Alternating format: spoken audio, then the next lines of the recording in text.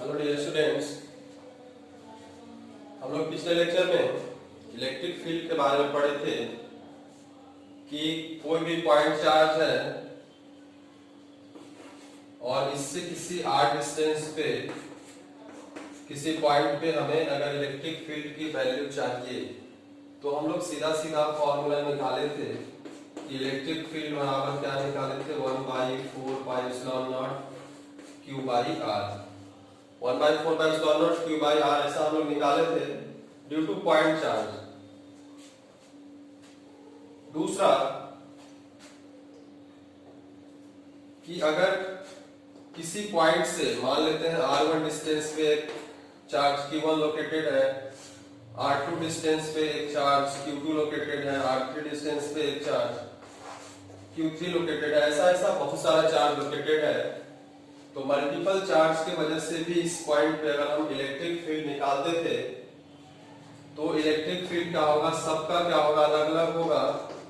Electric field अगर E1 निकाले इसके वजह से क्या होगा, तो 1/4πε0 Q1 बाई यहाँ पे r स्क्वायर होगा, r1 का स्क्वायर। E2 अगर हम निकालते इस चार्ज Q2 के वजह से डिस्टेंस r2 पे है, किसी भी पॉइंट मान लेते हैं A पॉइंट पे, तो क्या होगा 1/4πε0 Q2 बाई r2 स्क्वायर। और E3 की वैल्यू क्या होगी 1/4πε0 Q3 बाई r3 का स्क्वायर। अब देखो अगर ये चार्ज पॉजिटिव है तो जहां पे हम इलेक्ट्रिक फील्ड निकालते हैं वहां पे एक टेस्ट चार्ज देते हैं हम अपने मन से, टेस्ट पॉजिटिव चार्ज। तो ये पॉजिटिव को क्या करेगा, रिपेल करेगा, यानी कि इलेक्ट्रिक फील्ड का डायरेक्शन उस साइड जाएगा। इलेक्ट्रिक फील्ड क्या है, चूंकि वेक्टर क्वांटिटी है इलेक्ट्रिक फील्ड, इसलिए हम लोग उसका डायरेक्शन हमेशा लेंगे। तो जैसे यहाँ पे समझे हम इस Q1 चार्ज की वजह से यहाँ पे अगर हम टेस्ट चार्ज लिए हैं पॉजिटिव, तो इसके वजह से यहाँ पे इलेक्ट्रिक फील्ड क्या होगा, इस डायरेक्शन में E1। इसके वजह से यहाँ पे क्या होगा, इस डायरेक्शन में हमारा होगा E2। इसके वजह से इलेक्ट्रिक फील्ड क्या होगा E3। और इस सबका डायरेक्शन देखो अलग अलग है। तो अगर इस पॉइंट पे हमें नेट इलेक्ट्रिक फील्ड की वैल्यू चाहिए, अगर इस पॉइंट पे नेट इलेक्ट्रिक फील्ड की वैल्यू चाहिए तो इस तीनों को आप सीधा सीधा जोड़ नहीं कर सकते हो। क्या करना होगा, अगर नेट इलेक्ट्रिक फील्ड चाहिए हमें मल्टीपल चार्ज की वजह से, तो क्या करेंगे, सबका वेक्टर सम करेंगे, यानी E1 plus E2 plus E3 सबका वेक्टर सम करेंगे। तो ये हमारा क्या होगा, E नेट आएगा। हम ऐसा नहीं लिख सकते हैं कि E नेट बराबर E1 plus E2 plus E3, ये रॉन्ग है, ऐसा लिखना होगा। क्योंकि वेक्टर क्वांटिटी है, सबका डायरेक्शन सेम नहीं है, और जब सबका डायरेक्शन सेम नहीं है भाई तो सबको हम स्केलरली ऐड नहीं कर सकते हैं। आप अगर 11th में पढ़े होंगे वेक्टर, तो वेक्टर का एडिशन आप अच्छे से पढ़े होंगे कि सबका अलग अलग डायरेक्शन है, उसको हम रिजॉल्व करके या फिर दो वेक्टर के बीच का एंगल बताओ, उस तरह से हम उसको निकाल सकते हैं। तो electric field due to point charge हम लोग यहाँ पे पढ़ चुके थे।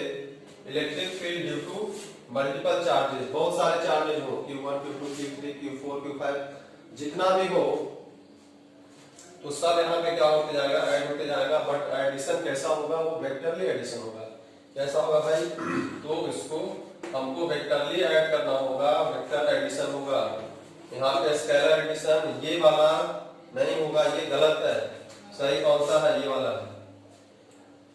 तो ये सब हम लोग पढ़ चुके हैं कि इलेक्ट्रिक फील्ड पॉइंट चार्ज की वजह से और इलेक्ट्रिक फील्ड मल्टीपल चार्ज की वजह से। अब हम पढ़ेंगे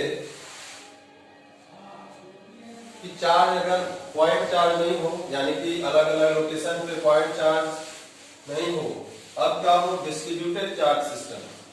डिस्ट्रीब्यूटेड चार्ज सिस्टम का मतलब है कि कोई एक कंडक्टर है या कोई भी एक मटेरियल है, उसके क्या करेंगे हम, अगर चार्ज हम डाल दें और चार्ज क्या होगा, उस पर यूनिफॉर्मली डिस्ट्रीब्यूट हो जाए। चार्ज क्या हो जाए, उस पर यूनिफॉर्मली डिस्ट्रीब्यूट हो जाए। तो उस सिचुएशन में हम क्या करेंगे, तो उसके लिए अलग रूल होता है, उसको हम आज सीखेंगे। तो डिस्ट्रीब्यूटेड चार्ज सिस्टम के लिए बहुत सारा कंडीशन होता है। हम पहला कंडीशन लिए हैं कि इलेक्ट्रिक फील्ड निकालना है किसके लिए, eight the axis of uniformly charged ring. किसके लिए निकालना है भाई, तो eight the axis of uniformly charged ring के लिए हम निकालेंगे। तो देखो ये हम रिंग पहले बना लेते हैं, है ना। रिंग आप समझते होंगे, रिंग जैसे आप जो हाथ में पहनते हो या बैंगल्स है या जो भी है वो हमारा क्या है, रिंग है। तो रिंग को हम 3 डायमेंशन में अगर बनाते हैं तो उसको कैसे बना सकते हो भाई, ऐसे बना सकते हैं रिंग को। एक्चुअली में क्या होगा, वो रिंग ऐसे होगा, समझोगे। वो रिंग कैसा होगा, ऐसा होगा, बैंगल्स या जो भी रिंग है ऐसा है। और इसका एक्सिस क्या होगा, क्योंकि हमें निकालना कहा इसके एक्सिस पे निकालना है, तो जो इसके सेंटर से जो लाइन जाता है वो हमारा क्या होगा, एक्सिस होगा। यानी कि ये जो पॉइंट होगा इस पे चार्ज डिस्ट्रीब्यूटेड है और पॉइंट का होगा इस एक्सिस पे कहीं भी पॉइंट हमारा होगा, उसको हम उसमें लोकेट करते हैं। ये तो समझने के लिए था। तो कहता है कि यहाँ पे भी कहीं सेंटर होगा। रिंग है तो रिंग पे मटेरियल केवल क्या होता है, आउटसाइड होता है। तो इस पे हम क्या करते हैं, इसको मान लेते हैं ये चार्ज है, कोई भी पॉजिटिव चार्ज दे दिए या नेगेटिव चार्ज, जो मन है वो दे सकते हो। हम यहाँ पे पॉजिटिव चार्ज यहाँ पे हम दिए हैं, मान लेते हैं इस पे क्या किए हम, क्यू चार्ज दिए हैं। अब इसकी रेडियस क्या है भाई, इसकी रेडियस क्या है, मान लेते हैं कैपिटल आर है। आर हमारा क्या है भाई, तो आर है radius of ring, radius of ring है। क्यू क्या है, charge given to the ring, charge given to the ring. Ring पे जो हम चार्ज दिए हैं वो है हमारा कैपिटल क्यू है। अब कह रहा है कि उसके एक्सिस पे, यानी कि इसका एक्सिस क्या होगा, समवॉट इधर होगा, ये हमारा एक्सिस होगा, इधर भी होगा, दोनों तरफ। जैसे यहाँ पे हम बैंगल्स लेंगे तो उसका एक्सिस बाहर की ओर भी आएगा और अंदर की ओर भी आएगा, तो दोनों तरफ एक्सिस होगा। हम एक तरफ लेते हैं, दूसरा तरफ भी क्या होगा, सिमिलर सिचुएशन होगा।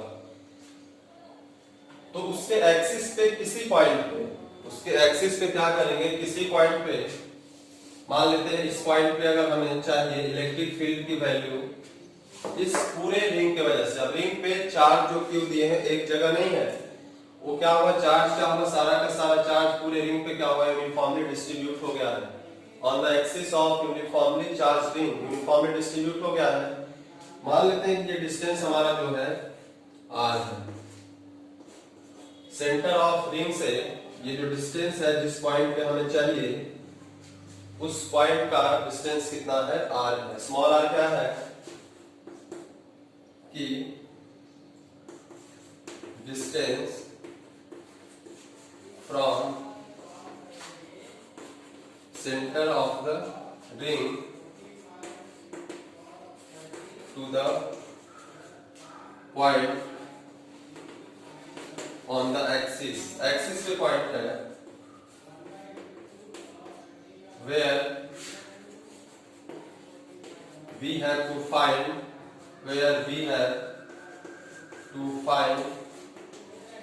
Electric field. जहां पे हमें इलेक्ट्रिक फील्ड क्या करना है भाई, पता करना है। उस पॉइंट का डिस्टेंस कहां है, सेंटर से आर है।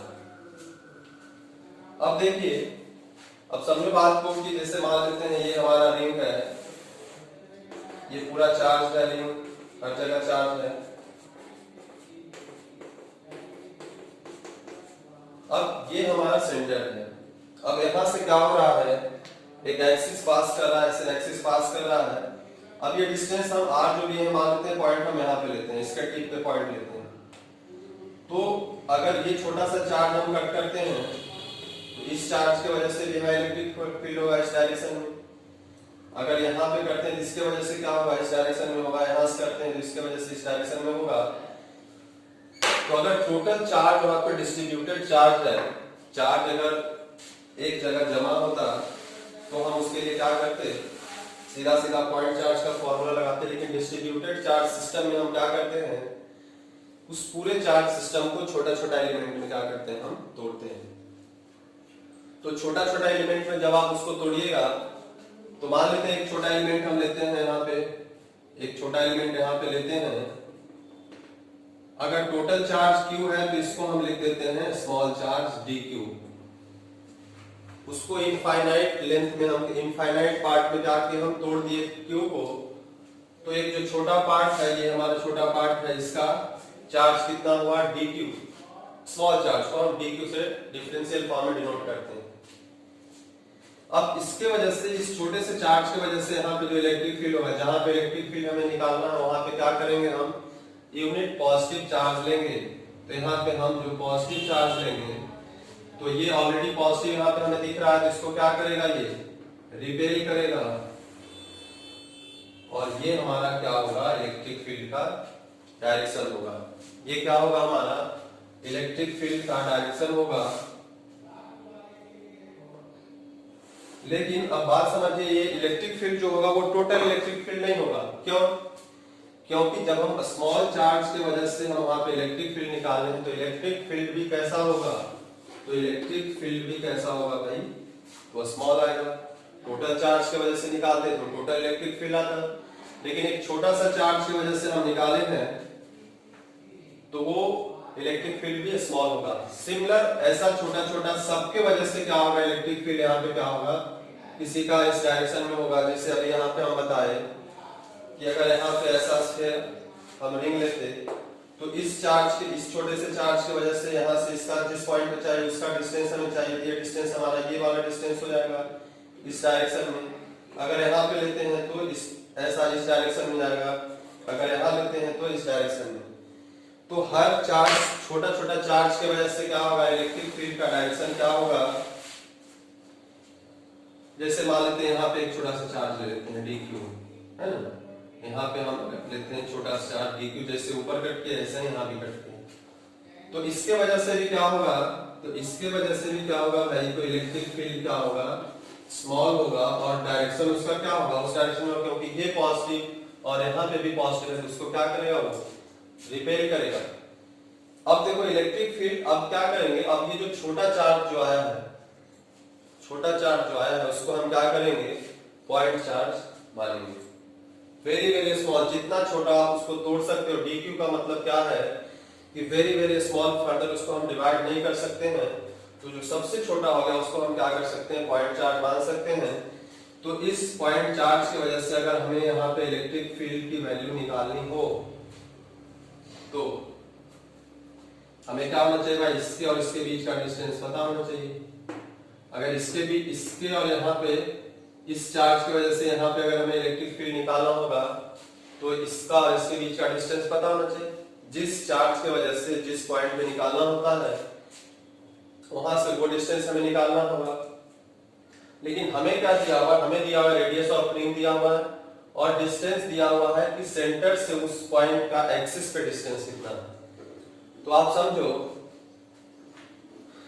कि ये हमारा रिंग है, ये एक्सिस है हमारा, ये रिंग है और ये एक्सिस है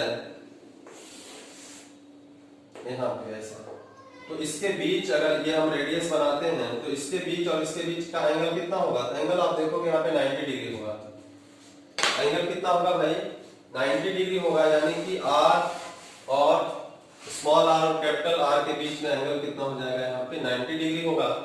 तो 90 डिग्री होगा तो पाइथागोरस थ्योरम से हम इसका लेंथ निकाल सकते हैं, कितना होगा, तो r square plus r square का अंडर। सिमिलर सिचुएशन यहाँ पे भी होगा, अगर ये r है तो ये भी r होगा और ये भी r है तो ये भी कितना हो जाएगा, r square plus r square का अंडर। क्या ऐसा होगा कि नहीं? अब देखिए ये भी स्मॉल चार्ज था, डिस्टेंस इसका भी उतना ही है, तो इस पॉइंट पे इलेक्ट्रिक फील्ड इसका भी डी लिखे हैं और इसका भी क्या होगा, डी होगा, क्योंकि चार्ज वो भी स्मॉल dQ है, ये भी dQ है, डिस्टेंस भी दोनों का सेम है तो डी होगा।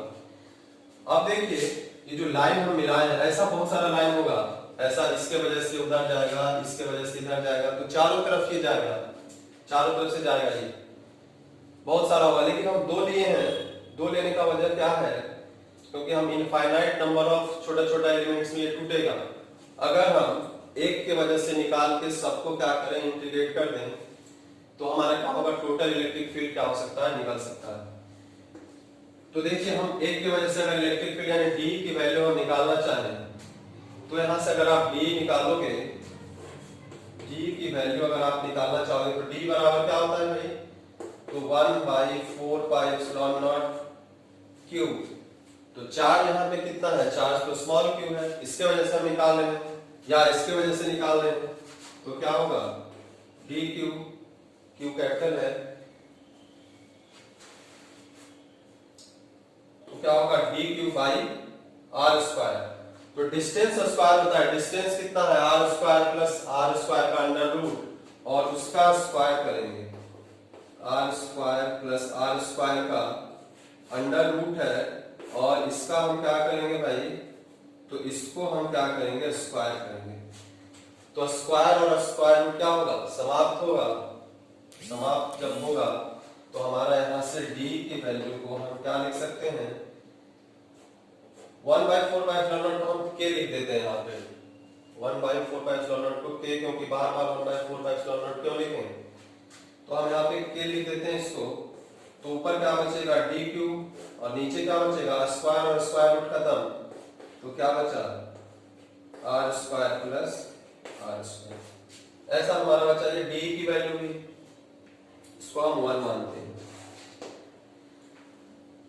अब देखो ये भी डी है, ये भी डी है, ऐसा ऐसा बहुत सारा डी आ रहा है, तो हम उस सिचुएशन में क्या करते हैं, सबका अगर हमें निकालना होगा तो हम बताएंगे कि ऐसा ऐसा डी क्या होगा, इनफाइनाइट डी क्यू यहाँ पे होगा, पूरे क्यू को इनफाइनाइट डी क्यू में हम तोड़े हैं और सबके वजह से इलेक्ट्रिक फील्ड उधर होगा और सबके वजह से अगर नेट निकालना होगा तो सबको हम क्या करना होगा, वेक्टर सम करना होगा।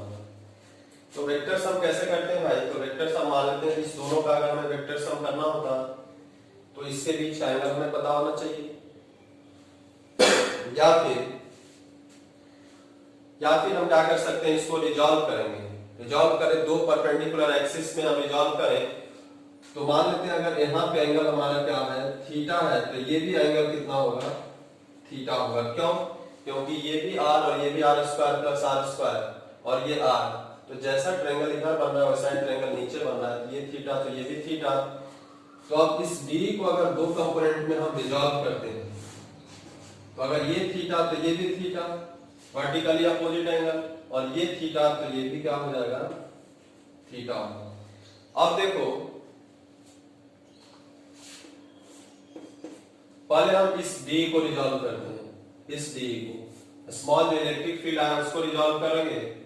तो यहाँ पे देख रहे हैं हम थीटा है, तो इसका जिधर थीटा होता है उधर वाला कंपोनेंट क्या हो जाता है, तो उधर वाला कंपोनेंट क्या हो जाता है, cos थीटा, और जिधर वाला कंपोनेंट जिधर थीटा नहीं होता है वो कंपोनेंट क्या हो जाता है, तो वो वाला हो जाता है sin थीटा। अगर रिजोल्यूशन ऑफ वेक्टर आप लोग पढ़े होंगे तो ये पता होगा कि जब दो परपेंडिकुलर कंपोनेंट में हम उसको तोड़ते हैं तो जिधर थीटा होता है उधर वाला क्या कंपोनेंट होता है, उसका cos पार्ट होता है, और जिधर थीटा नहीं है उस उधर का होगा साइन होगा। तो सिमिलर इस डी को भी करेंगे, तो डी भी यहाँ पे कितना बना रहा है, थीटा बना रहा है, तो इसके वजह से भी इधर कितना हो जाएगा, तो इसके वजह से भी यहाँ पे कितना हो जाएगा, डी cos थीटा, और इसके वजह से इधर वाला कंपोनेंट क्या हो जाएगा, डी sin थीटा। तो आप देखो ये जो कंपोनेंट है इसको दो बार हम कर लिखते हैं, दो कलर से कर दिए, क्योंकि एक मान लेते हैं रेड डी cos थीटा, तो ये ग्रीन वाला भी क्या होगा, डी cos थीटा है।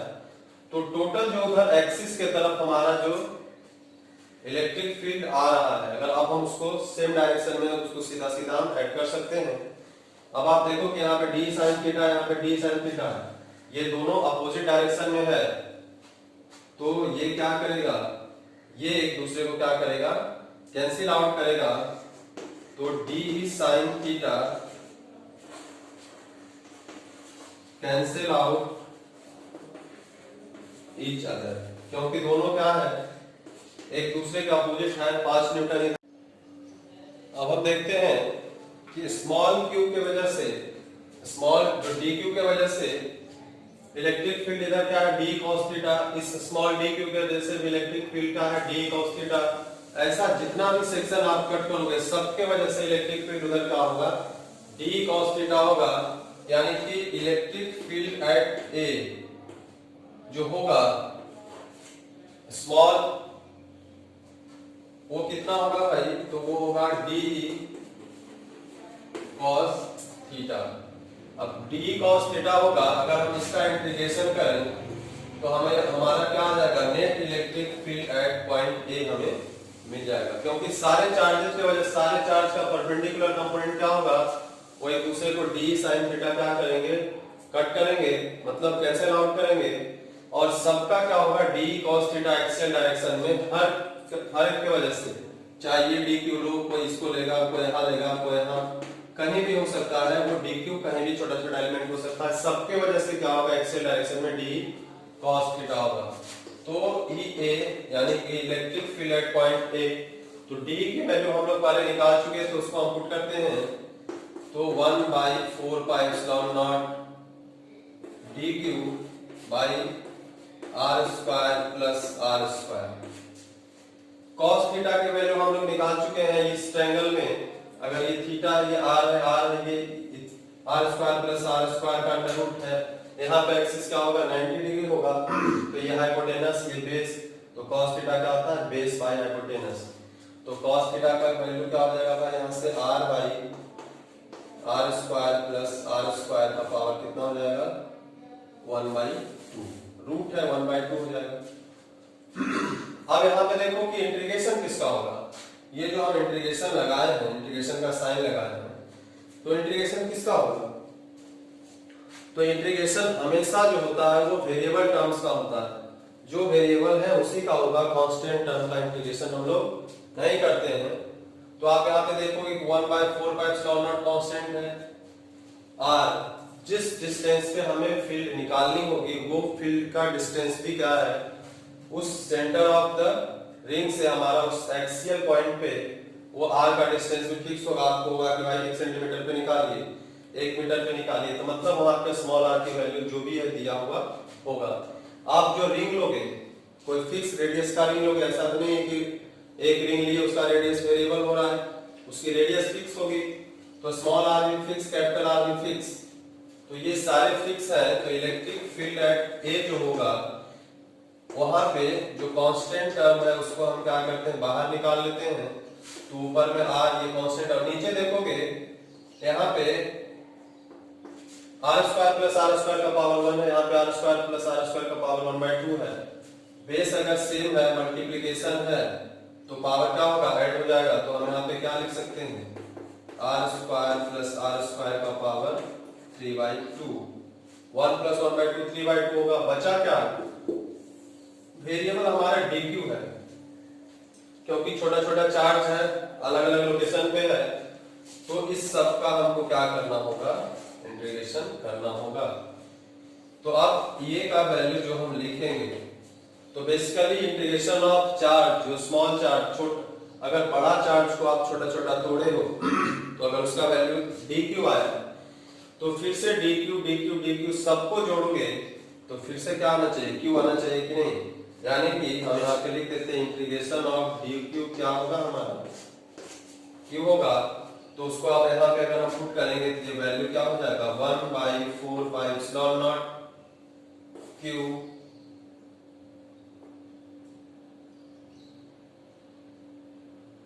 हो जाएगा।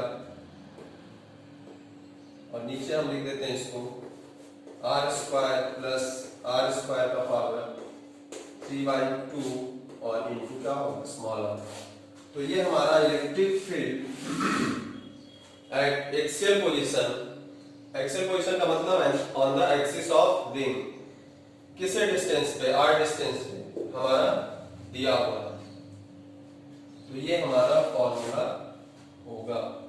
क्या कोई प्रॉब्लम है इसमें? अब एक बात इसमें और है, बात क्या है, तो ये हम इलेक्ट्रिक फील्ड एट ए हम निकाल लिए हैं, सारे चार्ज छोटा छोटा डिस्ट्रीब्यूटेड चार्ज की वजह से। ये हमारा एक्सप्रेशन होगा 1/4 epsilon naught q R square plus R square का पावर 3/2। अब तुम्हें कभी कभी ये पूछ दे कि अगर रिंग बहुत छोटा है, मान लेते बहुत छोटा रिंग है और डिस्टेंस इस रिंग की वजह से बहुत दूर डिस्टेंस, मान लेते 1 किलोमीटर 2 किलोमीटर, चार्ज इस पे क्यू चार्ज कुछ रखा हुआ है उससे, अब रिंग का रेडियस मान लेते हैं 1 सेंटीमीटर है। हम अपने हाथों में फिंगर्स में रिंग पहनते हैं वो बहुत छोटा होता है, या बैंगल्स पहनते हो या जो और भी पहनते हैं हाथ में कंगन, उसका रेडियस क्या होता है, बहुत छोटा होता है, 2 सेंटीमीटर 4 सेंटीमीटर बहुत से बहुत।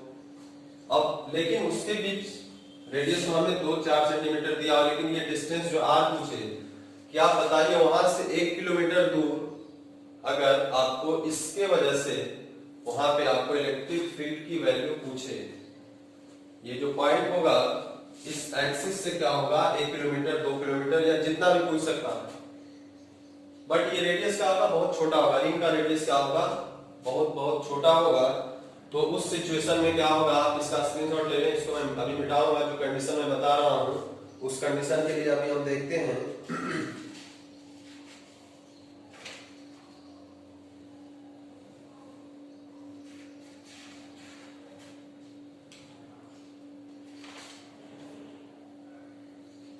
तो उसका कंडीशन ये होगा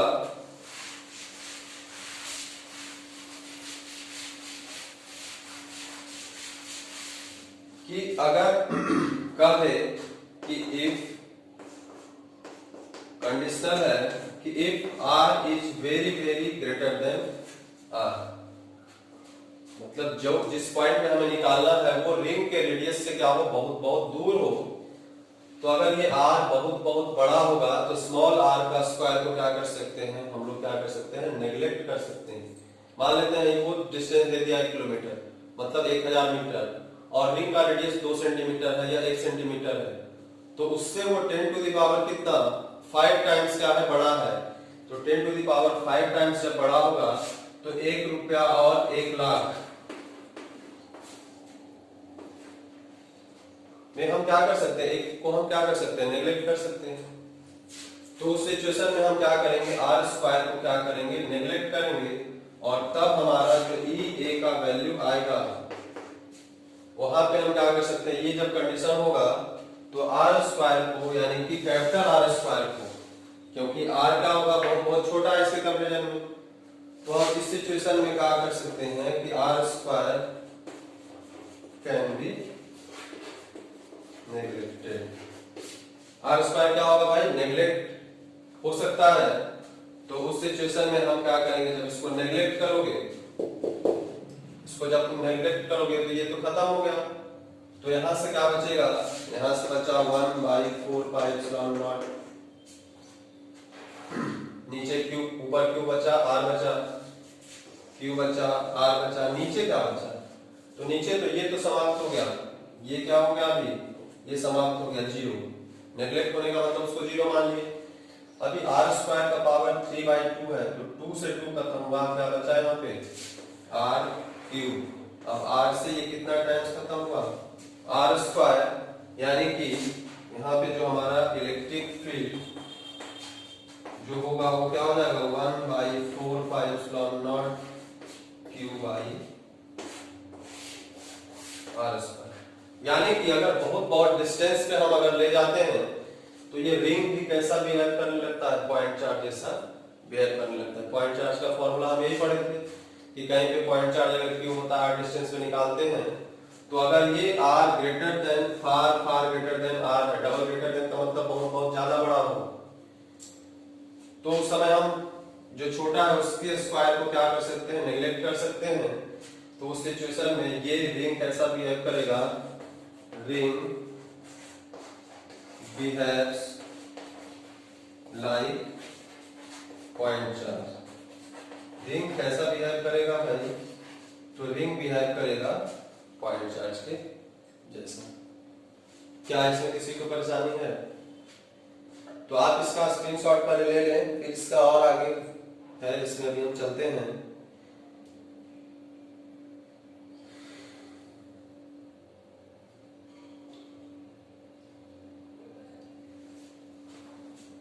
अब देखिए इसमें आगे और चलने का क्या है, अभी हम लोग जो हम इलेक्ट्रिक फील्ड वहां पे निकाले हैं उस पॉइंट पे इलेक्ट्रिक फील्ड जो भी हम निकाले वो हम यहाँ पे लिख देते हैं पहले। ई ए हमारा कितना हुआ ए पॉइंट पे, तो 1/4πε0 क्यू आर डिवाइडेड बाई कितना है, तो r² प्लस r² का पावर 3/2। ये हमारा वैल्यू था। अब इसमें क्या होगा, देखो इलेक्ट्रिक फील्ड हमारा क्या हो रहा है, स्मॉल आर पे डिपेंड कर रहा है। स्मॉल आर पे डिपेंड कर रहा है भाई, तो अलग अलग डिस्टेंस पे क्या होगा, हमारा इलेक्ट्रिक फील्ड का वैल्यू भी अलग अलग होगा। तो इलेक्ट्रिक फील्ड का जब वैल्यू अलग अलग होगा तो उस सिचुएशन में हम क्या करेंगे, हमें निकालना होगा कि आखिर वो कहीं पे मैक्सिमम होगा या कहीं पे मिनिमम होगा कि नहीं।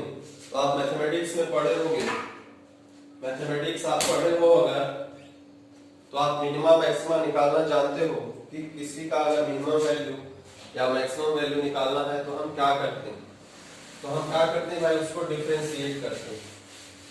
और डिफरेंशिएट करके क्या करते हैं, उसको जीरो से इक्वेट करते हैं। और जीरो से इक्वेट करने के बाद जो पॉइंट हमें आता है उस पॉइंट पे हम देखते हैं कि वो वैल्यू नेगेटिव है या पॉजिटिव, उसके हिसाब से क्या होता है, हमारा मिनिमा या मैक्सिमा क्या होता है, डिसाइड किया जाता है। तो क्या करेंगे, अगर ये फॉर मैक्सिमम वैल्यू के लिए हम यहाँ पे क्या देखते हैं, मैक्सिमम वैल्यू के लिए। क्यों मैक्सिमम वैल्यू के लिए, क्योंकि हम पढ़े हैं कि इलेक्ट्रिक फील्ड क्या होगा, जैसे जैसे डिस्टेंस बढ़ते जाता है वो क्या होगा, वैल्यू कम होते जाएगा। तो कम होते होते अगर इनफाइनाइट डिस्टेंस पे ले लेंगे तब तो वो जीरो हो जाएगा। तो भाई कहीं जीरो हुआ यानी कि कहीं तो मैक्सिमम होगा तब तो जीरो हुआ है, कहीं मैक्सिमम होगा यानी कि उसका मिनिमम वैल्यू नहीं होता है, उसका क्या होगा, मैक्सिमम वैल्यू होगा। तो मैक्सिमम वैल्यू के लिए क्या होना चाहिए, ये जो हमारा इसको जिस क्वांटिटी को मैक्सिमाइज या मिनिमाइज करना है आपको, उसको क्या करते हैं, हम डिफरेंशिएट करते हैं। किसके रिस्पेक्ट में, तो जिसके रिस्पेक्ट में हम चूंकि डिस्टेंस को बढ़ा रहे हैं तो इलेक्ट्रिक फील्ड का वैल्यू क्या होगा, घटेगा। तो उसी के रिस्पेक्ट में हम क्या करेंगे, डिफरेंशिएट करेंगे। तो यहाँ पे डिस्टेंस क्या है, r। सेंटर से हम एक्सिस पे r को हम क्या कर सकते हैं, बढ़ाते बढ़ाते इनफाइनाइट तक अगर हम ले जाएंगे तो इलेक्ट्रिक फील्ड क्या हो जाएगा, जीरो होगा। तो r के रिस्पेक्ट में ही डिफरेंशिएट करेंगे और इसको क्या करेंगे, जीरो से इक्वेट करेंगे। जो पॉइंट आएगा उसी पॉइंट पे हमारा क्या होगा, ये इलेक्ट्रिक फील्ड क्या होगा, वैल्यू मैक्सिमम होगा। तो d/dr जब करोगे या dEA, इसी को हम E लिख देते हैं सीधा सीधा, ये बार बार लिखने की आवश्यकता नहीं है। तो d/dr बराबर 0 जब करोगे तो इसको जब यहाँ पे लिखोगे ऐसा लिखते हैं, तो d E के जगह पे सब कुछ आएगा। तो देखो डिफरेंशिएशन किसका होगा, तो डिफरेंशिएशन केवल वेरिएबल वाले टर्म का होता है। तो इसमें कांस्टेंट कौन कौन है, q और 4πε0 क्या है, कांस्टेंट है, ये बाहर निकल जाएगा। बचेगा यहाँ पे क्या, r/r² प्लस r² का पावर 3/2। इसका डिफरेंशिएशन होगा किसके रिस्पेक्ट में भाई, तो r के रिस्पेक्ट में, और उसको हम जीरो से इक्वेट करेंगे। तो अब ये कांस्टेंट टर्म है, जीरो से डिवाइड होगा तो क्या हो जाएगा, जीरो हो जाएगा। तो जीरो हो जाएगा तो इसको हम क्या लिख सकते हैं, d/dr। किसका d/dr हम निकाल रहे हैं, तो हम निकाल रहे हैं d/dr, किसका निकाल रहे हैं भाई, तो हम निकाल रहे हैं r divided by r² plus r² का पावर 3/2 का। और ये जो कांस्टेंट टर्म है ये अगर जीरो से डिवाइड होगा नीचे आएगा, इसका वैल्यू क्या होगा, जीरो होगा। अब देखिए बेसिकली हमें इसका डिफरेंशिएशन पता होना चाहिए। तो डिफरेंशिएशन हमें पता होने के लिए क्या होना चाहिए भाई, तो अब देखिए डिफरेंशिएशन du/v फॉर्म है। u/v का मतलब हम क्या करते हैं, पहले u/v वाले फॉर्म का अगर जब हम निकालते हैं तो डिफरेंशिएशन में हम क्या करते हैं, तो नीचे पहले हम क्या करते हैं भाई, v का स्क्वायर कर देते हैं। आप अगर फॉर्मूला पढ़े होगे, ऐसा पढ़े होगे कि डिफरेंशिएशन ऑफ u/v किसी के रिस्पेक्ट में, जिसके रिस्पेक्ट में आपको करना है dx का, तो जो नीचे वाला टर्म है वो क्या हो जाता है, नीचे स्क्वायर हो जाएगा।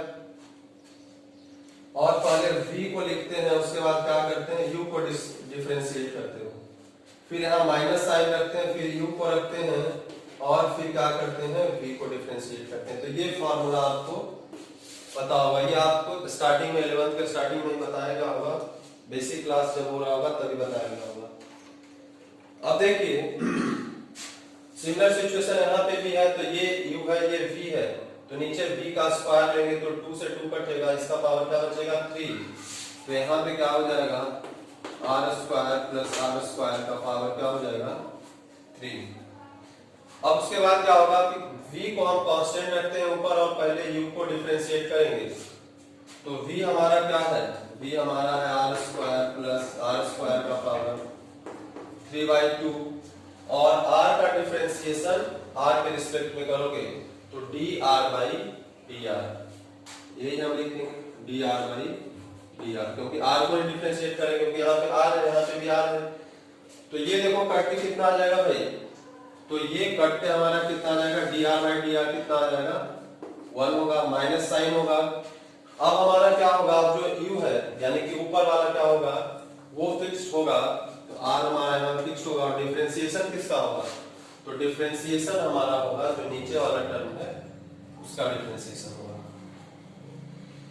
तो उसका डिफरेंशिएशन होगा अगर, तो इसको हम अभी मिटा देते हैं, पहले नीचे वाले का डिफरेंशिएशन हम अलग से करके आपको बताते हैं, समझ में आएगा कि अगर डिफरेंशिएशन हमें किसका करना होता, r square plus r square का पावर 3/2 किसके रिस्पेक्ट में, r के रिस्पेक्ट में करें।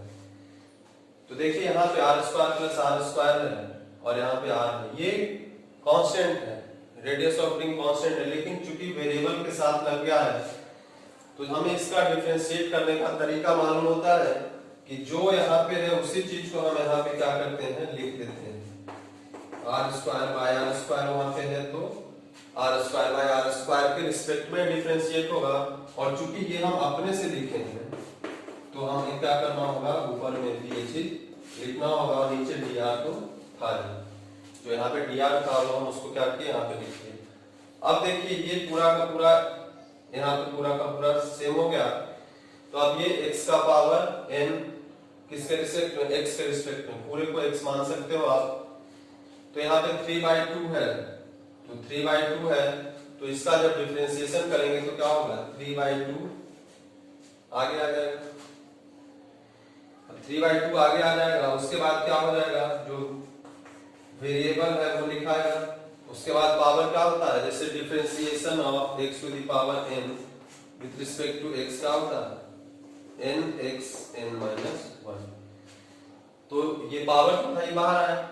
अब x का पावर क्या होगा, n-1, यानी कि 3/2 - 1, तो कितना बचेगा 1/2, तो ये हमारा इसका काम खत्म हुआ। अब हम आगे चलते हैं, तो dr square plus r square का dr, तो ये r स्क्वायर कांस्टेंट है, तो इसका इसके रिस्पेक्ट में डिफरेंशिएशन क्या होगा, 0 हो जाएगा, और इस r स्क्वायर का r के रिस्पेक्ट में क्या होगा, डिफरेंशिएशन 2r हो जाएगा। तो 2 से यहाँ पे 2 समाप्त होगा, तो इसका जो डिफरेंशिएशन होगा बेसिकली, इसका जो डिफरेंशिएशन होगा हम क्या लिख सकते हैं, 3r square plus r square का पावर 1/2, ऐसा हम लिख सकते हैं। तो इसी चीज को हम यहाँ पे उतार देते हैं भाई, तो क्या होगा 3r square plus r square का पावर 1/2, और ये किसके बराबर होना चाहिए, तो 0 के बराबर होना चाहिए। इसको समझना आपको बेहद आवश्यक है, ये डिफरेंशिएशन आना चाहिए, ये अगर नहीं आएगा तो भाई आपसे नहीं निकल पाएगा, ये नहीं आएगा तो आपसे नहीं निकल पाएगा, सीधी सी बात है।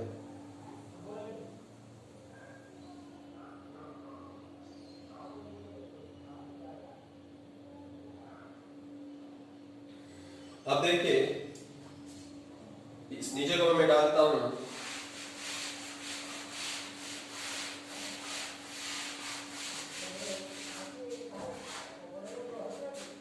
अब देखो ये नीचे वाला टर्म इसके साथ 0 के साथ मल्टीप्लाई होगा, 0 होगा, ऊपर में जो हमारा बचा है, ऊपर में क्या बचेगा भाई, तो R square plus R square का पावर 3/2 माइनस 3r स्क्वायर, और यहाँ पे क्या होगा R square plus R square का पावर 1/2 बराबर 0।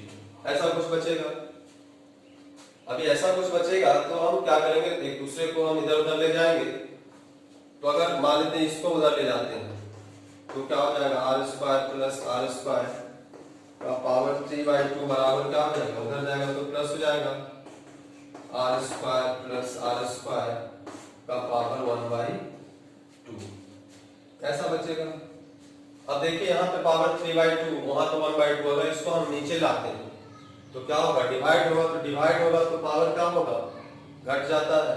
तो इस 3/2 में 1/2 जब घटाइएगा तो क्या बचेगा 1, यानी कि इसको हम ऐसा भी लिख सकते हैं R square plus R square. अगर हम इसको यहाँ पे लाके डिवाइड करते हैं तब नीचे डिवाइड करेंगे तब हमारा सिचुएशन वही होगा। भी हम आपको डिवाइड करके बता देते हैं कि यहाँ पे पावर 3/2 है और वो है R square plus R square का पावर 1/2, और इसको जब डिवाइड करेंगे तो इधर क्या बचेगा, केवल 3r स्क्वायर बचेगा। तो यहाँ से क्या बचा भाई, तो यहाँ पे बेस देखिए सेम है, पावर अलग है, डिवीजन में तो पावर सब्सट्रैक्ट होगा, तो पावर सब्सट्रैक्ट होगा तो ऊपर में क्या बचेगा, तो R square plus R square का पावर 1 बचेगा, क्योंकि 3/2 में 1/2 घटाएगा तो 1 बचेगा, और राइट हैंड साइड में क्या बचा 3r स्क्वायर। अब इस आर स्क्वायर को अगर उधर हम ले जाते हैं तो माइनस होगा, तो हम डायरेक्ट लिख देते हैं आर स्क्वायर बराबर 2r स्क्वायर। आर स्क्वायर उधर जाएगा तो 3r स्क्वायर में are square 2r are square होगा। हमें बेसिकली r की वैल्यू चाहिए, क्योंकि हम डिफरेंशिएट किसके रिस्पेक्ट में किए हैं, r के रिस्पेक्ट में, तो हमें स्मॉल r की वैल्यू चाहिए। तो स्मॉल r की वैल्यू के लिए हम 2 किधर लाएंगे, इधर लाएंगे, तो r स्क्वायर बराबर क्या हो जाएगा, r स्क्वायर बाई 2। हमें क्या चाहिए, r चाहिए, तो r चाहिए तो r क्या हो जाएगा, इसका स्क्वायर रूट होगा। तो जब स्क्वायर रूट होगा तो वैल्यू क्या होगा, प्लस माइनस, और r स्क्वायर का स्क्वायर रूट क्या होगा, r बचेगा, और 2 का क्या होगा, √2। यानी कि इस डिस्टेंस पे, एक्सिस पे, सेंटर ऑफ द रिंग से r/√2 डिस्टेंस पे हमारा जो वैल्यू होगा इलेक्ट्रिक फील्ड का, वो वैल्यू क्या होगा हमारा भाई, मैक्सिमम होगा। क्या होगा, मैक्सिमम होगा। किस डिस्टेंस पे मैक्सिमम होगा भाई, तो ये हमारा रिंग अगर है r रेडियस का, तो इस पे हम जितना आगे जाते जाएंगे इलेक्ट्रिक फील्ड का वैल्यू घटते जाएगा, लेकिन ये मैक्सिमम कहाँ पे होगा, तो मान लेते हैं ये डिस्टेंस हमारा r बराबर r/√2 है। इधर भी होगा, इधर भी होगा, प्लस माइनस इसीलिए आया क्योंकि रिंग है, तो रिंग के क्या होगा, दोनों साइड हमारा क्या होगा, डिस्टेंस होगा, तो r/√2 प्लस उधर होगा तो इधर क्या होगा, -√2। इधर हम क्या ले सकते हैं, -r/√2, क्योंकि एक तरफ प्लस होगा तो दूसरी तरफ माइनस होगा। तो ये तो हमें पॉइंट मिला कि किस पॉइंट पे क्या होगा, मैक्सिमम वैल्यू होगा। अब कितना मैक्सिमम वैल्यू होगा ये हमें अगर निकालना होगा तो हम निकाल सकते हैं इसको। आप इसका स्क्रीनशॉट अगर लेना है तो ले लीजिए, फिर हम मैक्सिमम वैल्यू निकालते हैं। तो मैक्सिमम वैल्यू निकालने के लिए हम क्या करेंगे, वो हम r यहाँ पे क्या करेंगे, पुट करेंगे। तो पुट करोगे तो E बराबर क्या हो जाएगा, एट r बराबर कितना, r/√2 है ना, प्लस r/√2 या माइनस r/√2 हम पुट कर सकते हैं। तो 4πε0q, r के जगह पे हम क्या पुट कर देंगे, r/√2 1/, यहाँ पे r स्क्वायर है, स्मॉल r के जगह पे r/√2 पुट करोगे तो क्या हो जाएगा, r/√2 का होल स्क्वायर, r/√2 का क्या हो जाएगा, होल स्क्वायर होगा, नीचे स्मॉल r स्क्वायर के जगह पे, और इस सब का पावर कितना है भाई, इस सब का पावर कितना है, 3/2 है। अभी देखो इसको तुम कर सकते हो सॉल्व, ये तो अपना इधर जो भी होगा साइड में आया q/4πε0, यहां से क्या बचा r/√2, इसको नीचे सॉल्व करना होगा तुम्हें। नीचे सॉल्व क्या करना होगा भाई, ये तो ऊपर आर स्क्वायर बचा, यहाँ पे क्या बचा आर स्क्वायर बाई 2, और इस सबका पावर कितना है, सबका पावर 3/2 है। तो 2 जब एलसीएम लोगे तो 2r square plus R square कितना हो जाएगा, 3r स्क्वायर, कितना हो जाएगा भाई 3r स्क्वायर बाई 2, और उसका पावर कितना है 3/2। तो e की वैल्यू जब निकालोगे तो q by 4πε0 r by root 2, और यहाँ पे क्या हो जाएगा 3s, नीचे क्या बचेगा 2 ऊपर चला जाएगा, और 2 का पावर कितना होगा 3/2, और नीचे क्या होगा 3r स्क्वायर का पावर 3/2। तो इसको जब तुम तोड़ के लिख सकते हो भाई, तो 2 का पावर 3/2 को क्या लिख सकते हैं हम, तो 2 का पावर 3/2 को अगर हम लिख सकते हैं तो हम क्या लिख सकते हैं भाई, 2 का पावर 1 इंटू 2 का पावर 1/2, क्योंकि बेस से मैं पावर ऐड करेंगे तो 1 + 1/2। तो अब देखिए रूट 2 से ये कट जाएगा, कटेगा, रूट 2 से वो कट जाएगा। अब यहाँ पे क्या बचेगा, 3 का पावर 3/2 क्या होगा, तो 3 का पावर 3/2 को भी हम लिख सकते हैं 3 का पावर 1 इंटू 3 का पावर 1/2। तो यहाँ पे इलेक्ट्रिक फील्ड हमारा क्या हो जाएगा, q/4πε0, ऊपर में r बचा, नीचे क्या हो जाएगा 3√3, 3 का पावर 3/2 निकालोगे तो क्या होगा 3√3 हो जाएगा, और ऊपर क्या बचेगा 2 बचा हुआ है, 2 बचा हुआ है, 2 को हम आगे गुना कर देते हैं, और फिर r स्क्वायर का पावर 3/2 है, तो 2 से 2 घटा कितना हो जाएगा r3, तो क्या हो जाएगा यहाँ पे r3। अब इस r से कितना टाइम्स कटेगा, r स्क्वायर टाइम्स कटेगा, तो r स्क्वायर टाइम्स जब कटेगा भाई तो कितना हो जाएगा वैल्यू इसका, अगर हम लिखें तो कितना होगा 2/3√3, 2/3√3, फिर क्या हो जाएगा q/4πε0 और 1/r², 1/r², ये हमारा वैल्यू जो होगा वो मैक्सिमम वैल्यू होगा।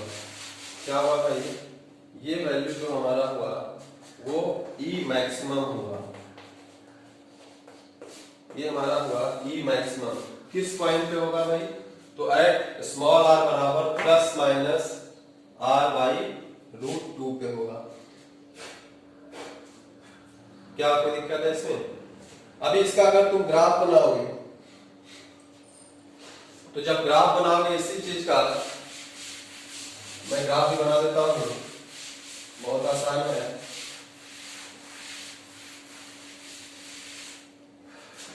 तो ग्राफ जब हम इसका बनाएंगे, जैसे यहाँ पे ये हमारा रिंग है, ये सेंटर है, सेंटर से इधर डिस्टेंस बढ़ते जाएगा, इधर भी डिस्टेंस बढ़ते जाएगा r, ये हमारा रेडियस है। तो इलेक्ट्रिक फील्ड वर्सेस जब हम रेडियस बनाते हैं, मतलब ये डिस्टेंस r के लॉग बनाएंगे, इधर r है और इधर अगर हम लेते हैं तो -r होगा। तो इसके लॉग जब बनाओगे, है ना, तो इस एक्सिस में हमारा r होगा, इधर भी r होगा, और ये जो एक्सिस होगा, ये एक्सिस हमारा क्या देगा, इलेक्ट्रिक फील्ड देगा। तो अगर हम सेंटर ऑफ रिंग अगर हम निकालें, सबसे पहले क्या निकालेंगे भाई, तो electric field at centre of ring. तो सेंटर ऑफ रिंग पे इलेक्ट्रिक फील्ड क्या होगा, देखो हम निकालते हैं। तो सेंटर ऑफ रिंग का मतलब क्या होगा, वहां पे सेंटर से जो एक्सिस का डिस्टेंस है वहां पे r बराबर क्या हो जाएगा, 0 हो जाएगा।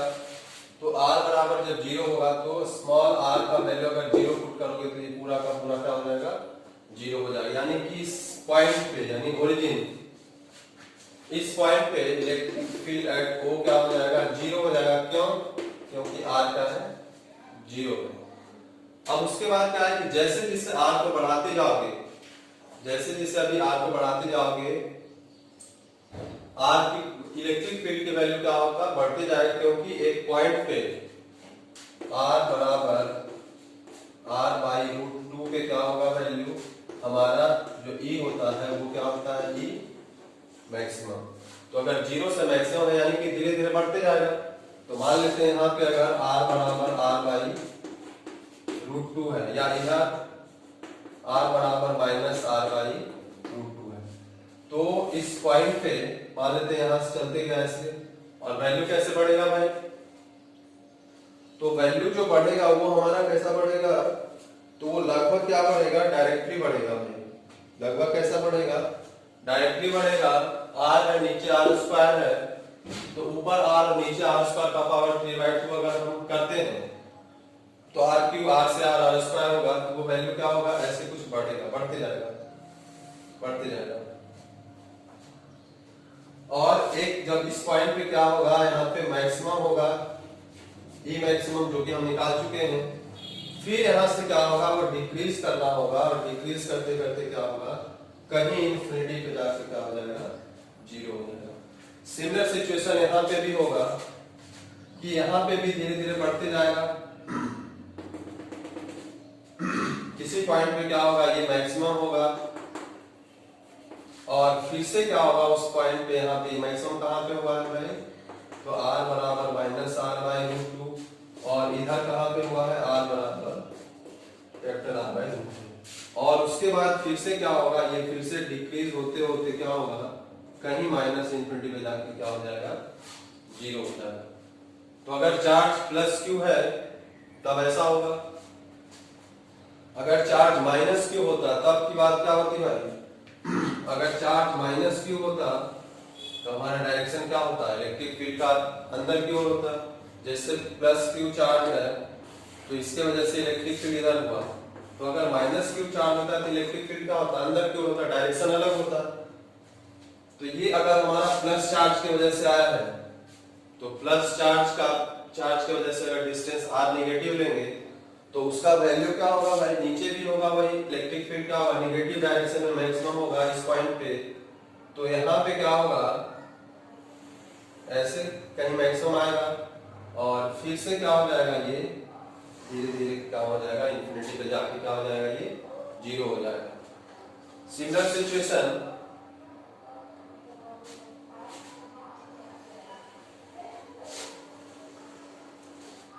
ये जब चार्ज पॉजिटिव है तब Q बराबर पॉजिटिव के लिए हम ये Q बराबर अगर पॉजिटिव है तब के लिए, Q अगर नेगेटिव है तब के लिए ये सिचुएशन है, और फिर ये सिचुएशन भी है।